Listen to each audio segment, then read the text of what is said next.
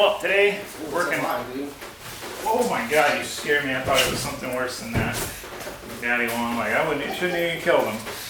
Today we're working on the K24 Cefiro build. We had to push the bed out. We were going to work on that because it is hammer time on getting that build done for comp season. However, it's raining and the next step is painting it. So luckily we got the last part we needed in. Well, we have one more part we need, but this gets us most of the way there. We got a part we've been waiting on for the K24 Cefiro to put the engine back in, which I'm really excited about, so that's what we're doing today.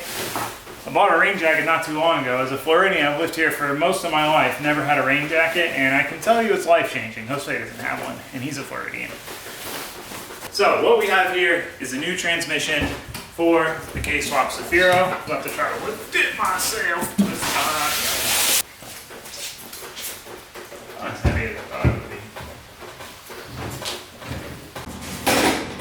Alright guys, before we get too deep into today's video, I wanted to talk to you about today's video sponsor, Athletic Greens. So I have been drinking this stuff for quite a while now. So what is AG1 by Athletic Greens? Well, it is a once daily supplement with over 75 different ingredients from vitamins, minerals, superfoods, probiotics, pretty much everything you could think of, and a little something for anybody who wants to just get a little bit healthier. Now it supports your immune system, energy, focus, gut health, plethora of things to help you be healthier and feel better. And if you're like me and you're on the go all the time and you struggle to meet the demands of eating healthy every meal, every day, it is a great way to keep that health routine. And it has helped me so much overall with focus, energy. I have a clear head all day. Being able to work and stay focused and have energy without getting caffeine jitters or the crash from caffeine, just a natural, clean, focused energy has been the biggest thing for me. And overall, I just feel better. I absolutely love this stuff. I would highly recommend it.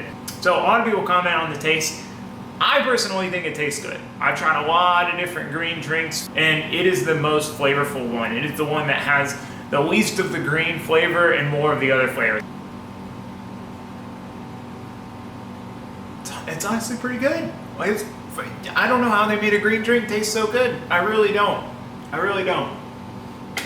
So, if you're interested in trying it out for yourself, simplifying your health routine, getting those vitamins, minerals, and nutrition that you need on a daily basis, go to athleticgreens.com/Taylor Ray with 2 R's to get started on your first order. Athletic Greens is going to give you guys a 1-year supply of immune supporting vitamin D and 5 free travel packs with your first order. I definitely suggest you check it out. I've got my friends on it. They're all into it. They've been using up all my travel packs, so I'm gonna have to get some more, but it's just a great way to keep your health routine and makes life a lot simpler. So, that being said, we need to get to work.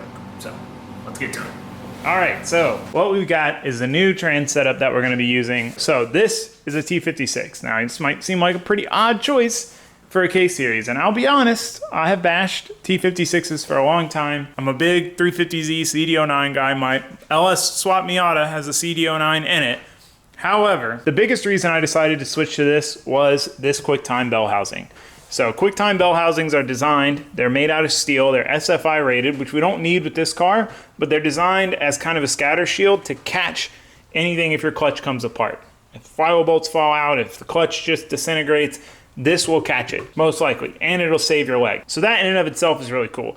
But two, the fact that they came out with a K-series to T56 direct bell housing. So I'm a big fan of, with trans swaps, using a straight up bolt-on bell housing. I'm not super fond of the adapter plate setups because what happens is when you have an adapter plate, you have a plate that bolts to the block, and then from there you bolt the trans to the plate. Now that spaces the trans back, so then you have to space the clutch out. So they usually use a thick flywheel and a standoff for the pilot bearing and so on and so forth, which there's nothing wrong with that. People have good luck with that, but the thing I don't like about it is you're spacing that center of mass out off the crankshaft, so it's going to have essentially more leverage. So if your clutch is out of balance, that vibration is going to be amplified. That's at least my thought. So the setup I had in here before was a ZF swap from Toge Factory, which makes all the swap parts we're using. Great kit fit incredibly well. I really love the shifter. I'm gonna miss that. Shifted really nice.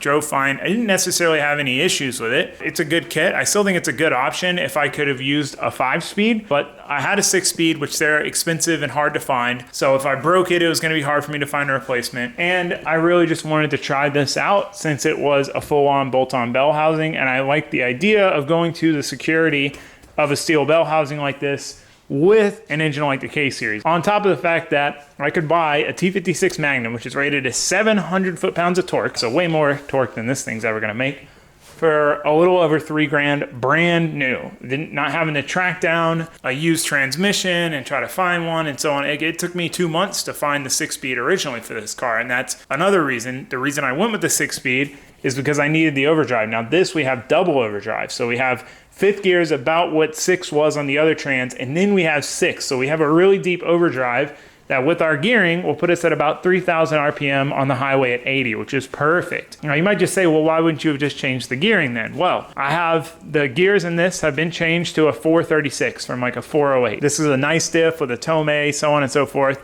So I didn't really want to dig into it, but on top of that, I have a 350Z diff waiting in the wings for this car. That's an upgrade to these diffs if we end up breaking this one. And it happens to have been changed to the exact same 436 gears. So I have 2 diffs essentially that I would have to change gearing. So that was just one of the many reasons, but I'm really excited to try this out. Now again, I've been a T56 hater for a long time, but I've never had a brand new one. I've never had a Magnum. I've always used clapped out ones or driven cars with real clapped ones, and the shifters just never felt great. So I might hate it, I don't know, but it seemed like a good option considering we could use just a straight bolt-on belt housing, not have to space the clutch out. So the clutch was a bit of a struggle. I emailed like every clutch company that I knew did custom clutches. The only people who were willing to take this on or even freaking reply to me in the first place was Action Clutch. So they opted to do it. They were down. So it's basically a K-Series clutch, and this is a cool thing about a bolt-on belt housing adapter deal. It's literally just a K-Series clutch. Like if you bought a K-Series twin disc, this is exactly what it would look like. The only difference is the center splines are meant for a T56. So that's the cool thing about this setup. We get to use just essentially a K-Series clutch with different splines. Now the problem is, I don't know of anyone who's done this before. I can't find anyone who's done this before. So we needed a custom pilot bearing. So we need a pilot bearing that fits on this input shaft, but fits in the K-Series crank, which as far as I know, didn't exist. Now luckily, Raldo and Josue knew a guy who's a machinist, and he whipped us up a freaking amazingly nice pilot bearing, and he went the extra mile. I was just gonna have him make, do I have one here? Yeah, something like this. Just a brass pilot bushing. So these are just kind of a wear item. They're meant to wear. And I was like, this would be easy, right? You just turn it, some bar stock and a lathe, bada bing, bada boom. But he went the extra mile and made us a steel one with an actual roller bearing in it. So we'll have a roller bearing pilot bearing, which is definitely much better for longevity than running a brass bushing, which is ideal because this is supposed to be a street car. So point is, that's what we were waiting on, was getting that custom made. Now that we have that, we're pretty much ready to go. We're gonna put it together. We're gonna put it in the car. We are gonna have to take the trans back out because I'm still waiting on the throwout bearing. I needed a real specific one to work with this clutch and this trans and get the right depth we needed to engage and all of that stuff. But another benefit to running this setup is since the bell housing bolts on and off, I'm confident, we don't know yet, we haven't test fitted this, I'm pretty confident that we should be able to remove this trans with the engine in the car, which we could not do with the other trans setup. So the way this is designed, it's as small as it can be. I mean, it's just big enough for the flywheel. So it's a super, super compact package, and I think it'll make servicing this really easy. So super excited to try it out. Hopefully it all pans out. We don't know. We can't, there's no documentation. As far as I know, we're the first people to put a K-Series T56 together, and especially to shove them in an S chassis. So yeah, that's what we're gonna do. Get this thing off the stand, get the pilot bushing in, clutch on, trans on, drop it in the hole. So we can continue on and get this thing back up and running. So whole lot of jibber jabber, let's get to it. So the first step was taking off all the pieces that we had already put on and test fitted, the turbo, the downpipe, the intake manifold. Now obviously it would have been ideal if we could have left all this stuff on there, but it would be a really tight fit to get the engine in with all this stuff hanging off it, with all the jimmying you gotta do. 2, very likely we're gonna scratch and dent and ding it. So we decided to take everything we could off, everything we needed to off, and then chain the engine. So we get it on the engine hoist, we gotta get it off the engine stand so we can work on the rear, getting the clutch on, so on and so forth. So we get it off the stand, set on the ground on a nice moving blanket and some cardboard just to, keep that nice new oil pan nice and fresh. Get the engine stand mount off and we're ready to put the clutch on. So one thing I learned, especially when you get an engine out of an auto car, when you get an engine out of an automatic car, it just has a flex plate. There's not a pilot bushing. So this area in here gets a little corroded. Now this one's not too bad. I don't know if this, I can't really fit this wire wheel in here. But we're gonna get in there and just clean that rust out. And then I like to put just a tiny bit of lubrication in there, and it helps tremendously getting the pilot bushing in because it's always gonna be a press fit. So we got that cleaned up and lubricated. We put the dust shield on that's basically required for that bell housing to be SFI rated. It's part of the scatter shield. And then we went ahead and put the flywheel on first. We weren't fully sure if the pilot bushing bearing setup was designed to go on before or after the clutch. We were hoping we could take it off after, but we wanted to be sure and put the flywheel on first. So we tap it in.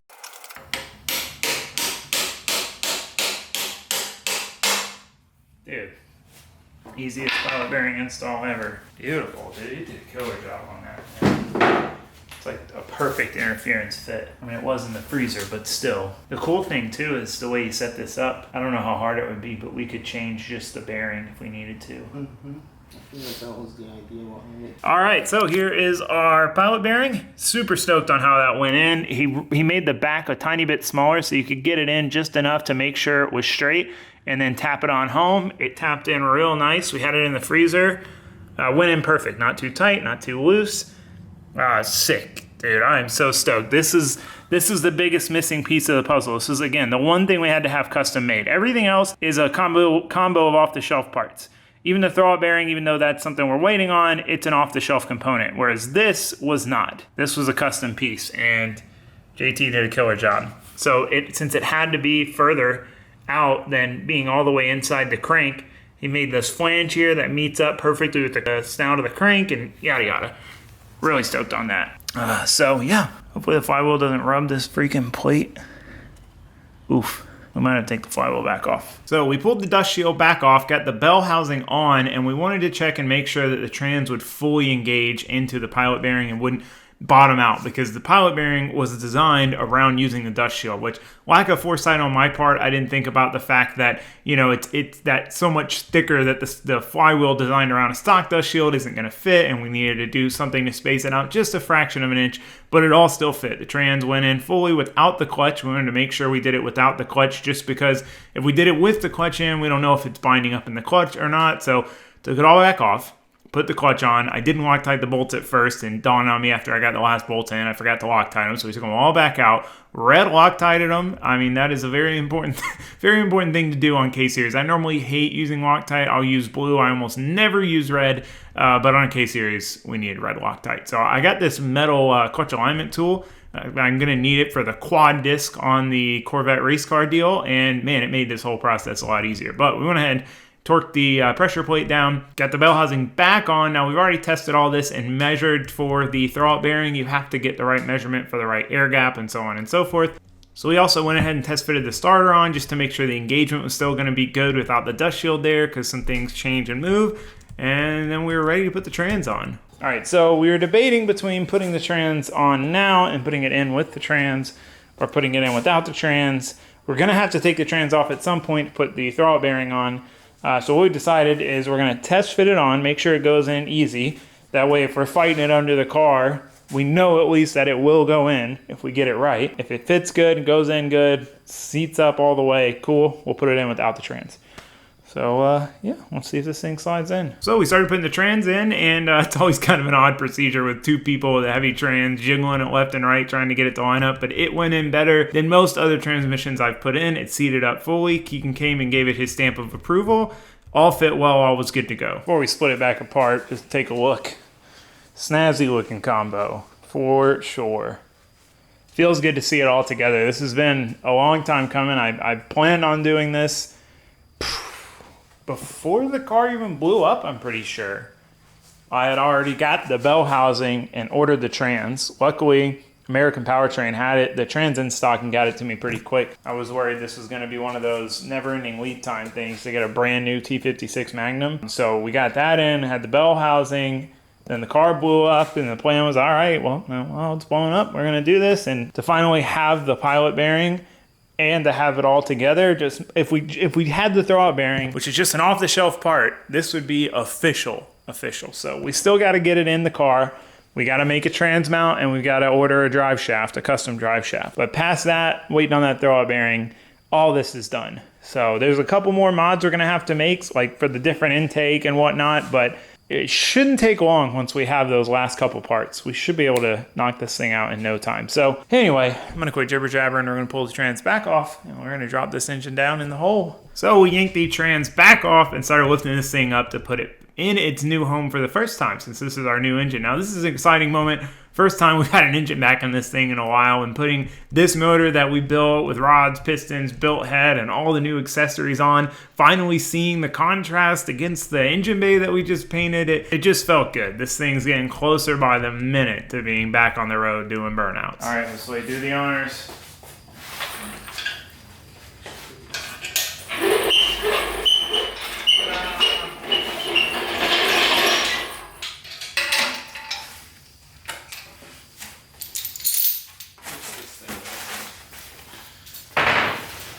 All right, well, the Eagle has landed. The engine is back in its home. This is our first time getting to see it against the Nardo Gray Bay that we painted not too long ago.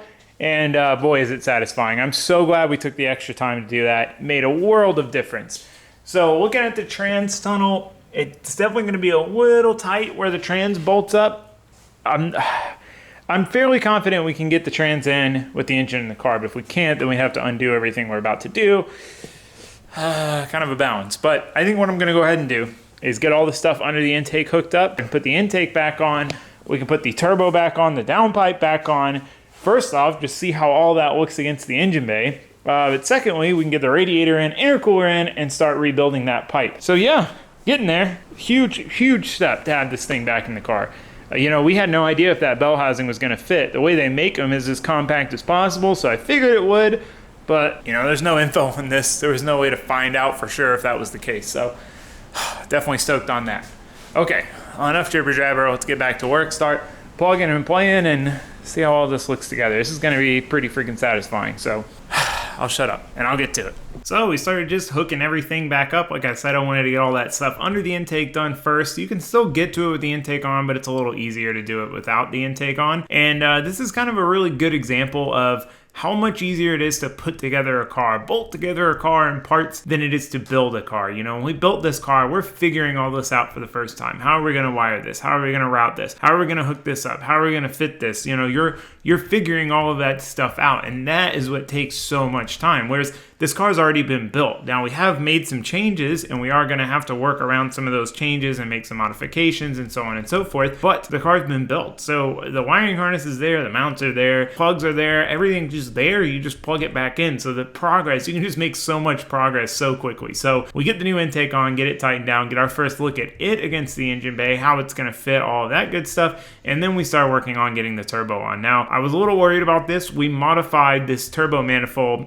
off the car. We put a different flange on it to better match our Borg-Warner turbo because I had a Garrett flange on it before, yada yada, and I wasn't sure how well it was all going to fit. It would have been ideal to do it in the car, but we didn't, and I mean, it fought me. It fought me because the wastegate recircs to the downpipe, so you're trying to line up three flanges, the wastegate flange, the wastegate dump flange, and the downpipe flange, and the turbo flange. 4 flanges all at the same time, jiggling, and luckily, after some fighting and fussing, we got it done. We got everything lined up and clamped down. All right, check it out. This is how it looks with everything in. Back in the bay, new intake manifold that's powder coated, the ceramic coated exhaust and downpipe and turbo housing and manifold. Yeah, super happy with how this turned out. Now we do have a slight dilemma. With everything lined up, it is touching the steering shaft. Now it was always close. It's a tight gap down there between the block and the steering shaft. That's one of those things I didn't think about until after I was deep into the build, that I really picked the worst S chassis to do this swap into because it's right-hand drive. So normally with, you know, SRs and stuff, the turbo and everything's on this side. So when you have a US version, a left-hand drive car, since it was designed around a right-hand drive car, there's some annoyances with the steering shaft being in the way and so on and so forth. You put this engine in and sweet, you move the turbo to this side, you got all this room over here for your steering shaft, it's great, except when you put it in a right-hand drive car. So, I don't know, I just find that kind of comical. You know, like, this is the ideal car to have an original Nissan engine in with the turbo on that side, and I put an engine in that would be ideal for a left-hand drive car. What? So anyway, We may have to do some hammering. It's just barely touching. It's just so annoying to get all this stuff lined up. I don't want to take it back apart just yet. So we're gonna leave it for now, carry on our merry way.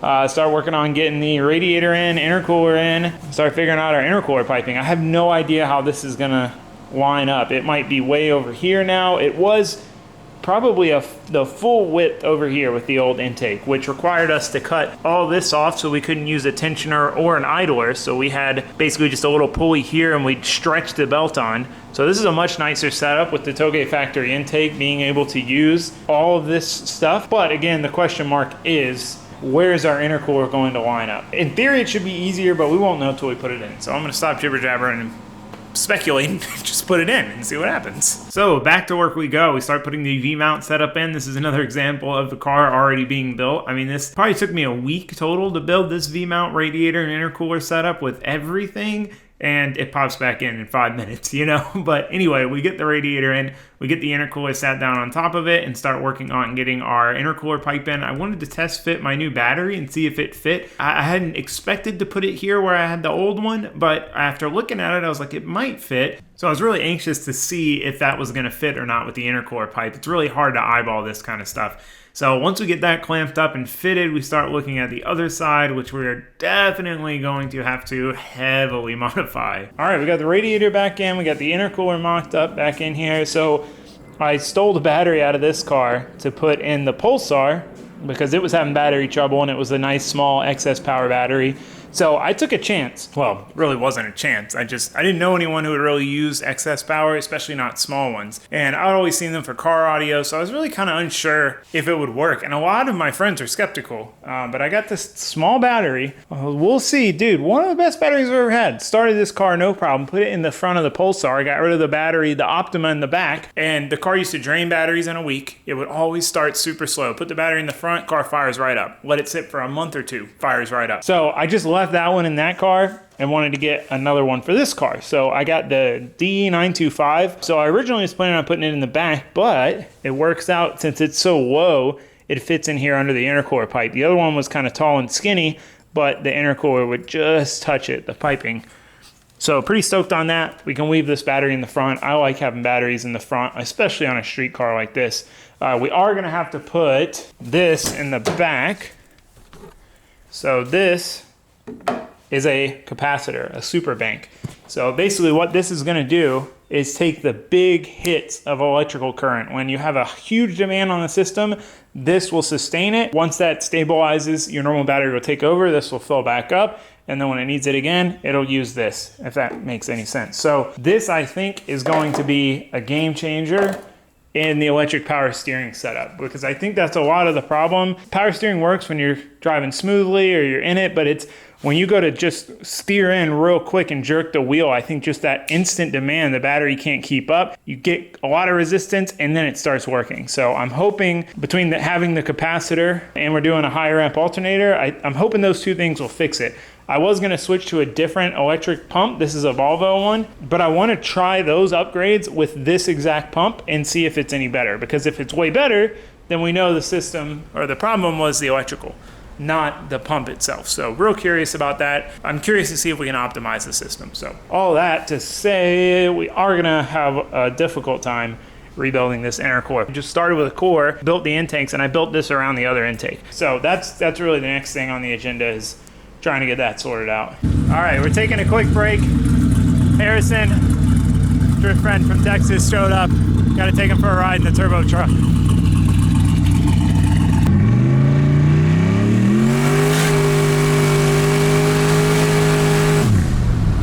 Oh my god, that's sick.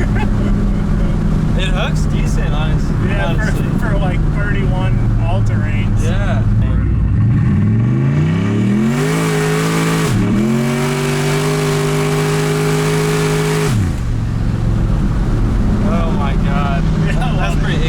So he's going to start working on redoing the oil line. So since this engine suffered a catastrophic failure and metal went everywhere, and the engine didn't run long, it just blew up, but there was metal in the oil pump. So I want to play it on the safe side and pretty much replace everything that could have trapped metal in the oil system, including the lines for the oil cooler and remote filter housing. So we're going to try to just reuse the fittings, but replace the line. So I got some more Mr. Gasket Co. lines to use with our fittings, and then we're gonna replace the oil cooler. This is obviously, you know, really easy to trap metal in here since it's small passages. So this is the one we had. We have another one the same size that's a dual pass, so we could just use that, but I think this car needs a little more oil cooling. When the car got warm, you know, 210, 215, the oil pressure would get reasonably low at idle. You know, it would go from 45, 50 cold idle to like 15, 18 hot idle. So that tells me we're getting the oil hot. I don't have an oil temp sensor in this car, but I think we could stand to cool it down a little bit more. So these are all Mishimoto bar and plate oil coolers. These are super nice. So we have a medium and we have a large. I wasn't sure what I wanted to go with originally on the project, and I'm like, I'll use them for something eventually. So I think we're gonna try to switch to the medium dual pass, and that should definitely drastically increase the amount of cooling we have. So yeah, it looks like the bracket I made for this one will just barely work. Good catch on Jose's part. I was thinking it wouldn't work, but we can just re-drill the holes for this. Bada bing, bada boom, we got our oil cooler. So let's do that real quick. Use some good old transfer punches.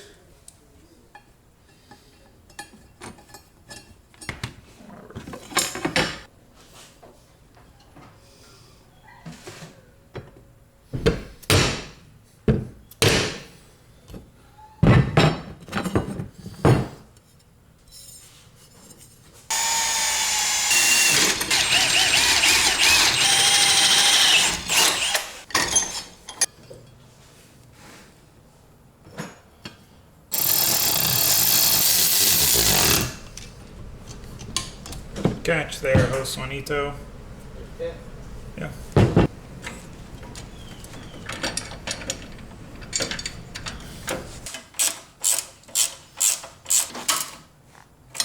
Sweet. All right, easy enough. Mounted. Nice and sturdy, I might add. So now we're just a little bigger and dual pass. Like I said, that should definitely do the trick. Sweet. Now it'll be easy enough to do the lines. So for Josue to do the lines, he needs the oil filter housing in place. So I can't take the intercooler out and start hacking it up because he needs that there to do the lines. So I decided I'm gonna work on getting my fitting welded on to my expansion tank for my bleeder line. So one of the troubles I had when I first put this car together was that basically I wasn't the highest point with the coolant tank. I really needed to pull the upper radiator hose off to bleed it. So I had this weird contraption in the upper line, a T with 10AN fittings and an adapter to 6. It was janky and it looked ugly. So what we're gonna do instead is run a 6AN line off of here and just right back to the expansion tank. So it'll always be bleeding the air out of the top of the system. So we got it welded into there. We just need to weld one to here. Simple enough. So I went ahead and clamped this thing up in this little machinist vise I have that I made these aluminum jaws for, just to give you a little more clamping height.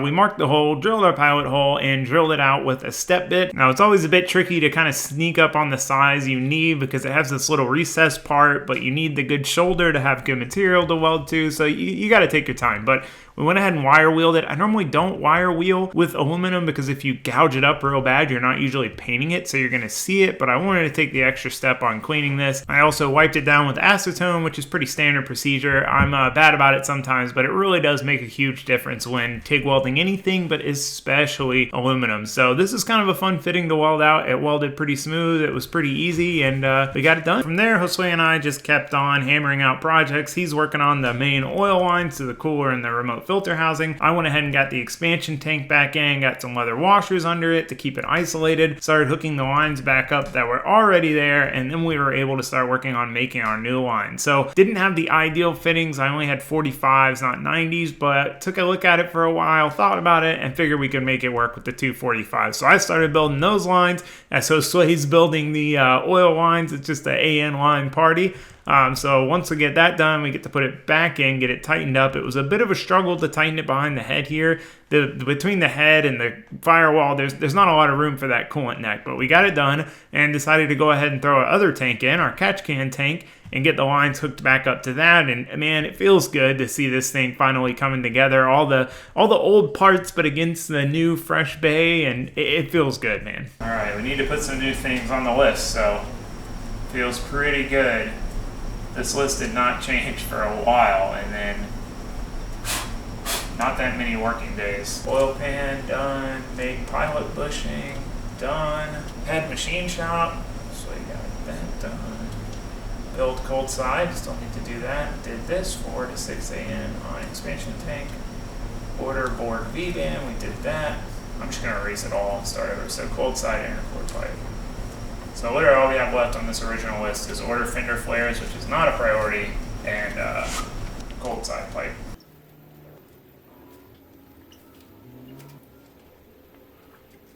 A shifter. That was the other thing. That's honestly what made me want to write the list. Well, it gets hard. It gets hard over there. No, I do have terrible handwriting, but it gets hard there. Vet's list is a little long. Oh, we do have some we can mark out. Steel part swap. We still need to do that. Steel frame pickup, steel frame cage. Oh, we already did all that. Okay. Mount different axles, body panel mount. Cut for trans. Did that. Haven't done the part swap. Panel bond. Still don't know. Reinstall engine, build aluminum exhaust. Need to do that wire.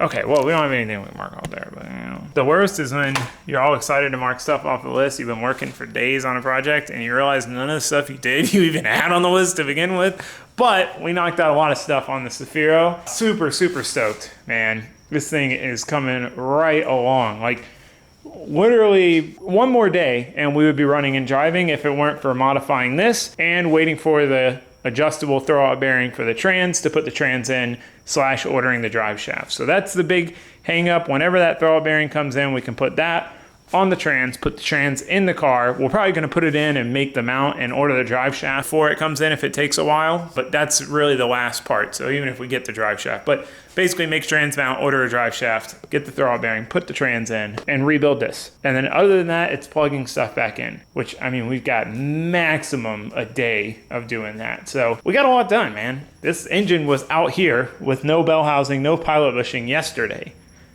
And today it's in and most of the bays back together. So hopefully I got all the lines made for this side. I got the line for the expansion tank. I know it looks wonky going up there, but it has to go up above this heater hose. Otherwise it won't get the air out. So anyway, point is, we're really happy with the progress.